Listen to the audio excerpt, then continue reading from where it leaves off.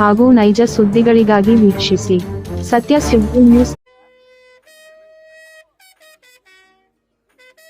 ನಮಸ್ತೆ ವೀಕ್ಷಕರೇ, ಸತ್ಯ ಸುದ್ದಿಗೆ ನಿಮಗೆ ಸ್ವಾಗತ. ಪತ್ನಿ ಹಸಿ ಬಾಣಂತಿ ಹುಟ್ಟಿದ ಮಗುವಿನ್ನು ಕಣ್ಣು ತೆರೆದಿಲ್ಲ. ಆದರೆ ಆ ದೇಶಕ್ಕಾಗಿ ಆ ವೀರ ಯೋಧನ ಬಲಿದಾನಗೈದು ಅಮರನಾದ.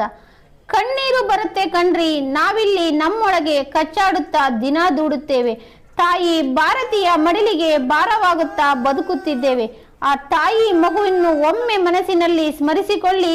ಸ್ವಾರ್ಥದ ನಮ್ಮ ಮನಸ್ಥಿತಿಯ ಪೊರೆ ಕಳಚಿಟ್ಟಿದ್ದರೆ ಮತ್ತೆ ಹೇಳಿ. ಹೌದು ವೀಕ್ಷಕರೇ, ಪ್ರಮೋದ್ ಜಾಧವ್ ಮಹಾರಾಷ್ಟ್ರದ ಸತಾರಾ ಜಿಲ್ಲೆಯ ಪಲ್ಲಿ ನಗರದ ವಾಸಿ.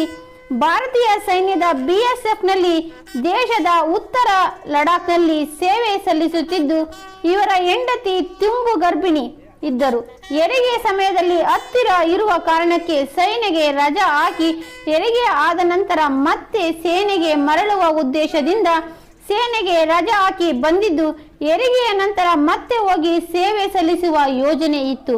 ದಿನಾಂಕ 9 ಜನವರಿ ರಾತ್ರಿ 10 ಗಂಟೆಗೆ ತಮ್ಮ ಪಲ್ಲಿ ನಗರಕ್ಕೆ ಹೋಗಿದ್ದು, ರಾತ್ರಿ ದುರಂತ ನಡೆದೇ ಹೋಯಿತು. ಟಿಂಪೋ ಮತ್ತು ಬೈಕ್ನ ಮಧ್ಯೆ ಅಪಘಾತ ನಡೆಯಿತು. ಗಾಯಗೊಂಡ ಸೈನಿಕನನ್ನು ಆಸ್ಪತ್ರೆಗೆ ದಾಖಲಿಸಲಾಯಿತು. ಚಿಕಿತ್ಸೆ ಫಲಕಾರಿಯಾಗದ ವಿಫಲನಾಗಿ ಇಹಲೋಕ ತ್ಯಜಿಸಿ ಇದಾಗಿ 8 ತಾಸಿನ ನಂತರ ಹೆಂಡತಿ ಹೆಣ್ಣು ಮಗುವಿಗೆ ಜನ್ಮ ನೀಡಿದರು.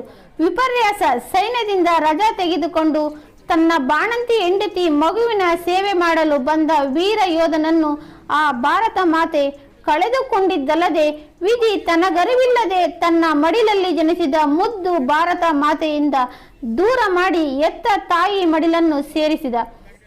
ಪಂಚಭೂತಗಳಲ್ಲಿ ಲೀನನಾದ ಆ ವೀರ ಯೋಧನಿಗೆ ನಾವೆಲ್ಲ ಭಾರತೀಯ ಸಹೋದರರು ನಮನವನ್ನು ಸಲ್ಲಿಸೋಣ. ಭಾರತ್ ಮಾತಾ ಕಿ ಜೈ. ವರದಿ ಸೈಯದ್ ಇರ್ಫಾನ್, ಸತ್ಯ ಸುದ್ದಿ.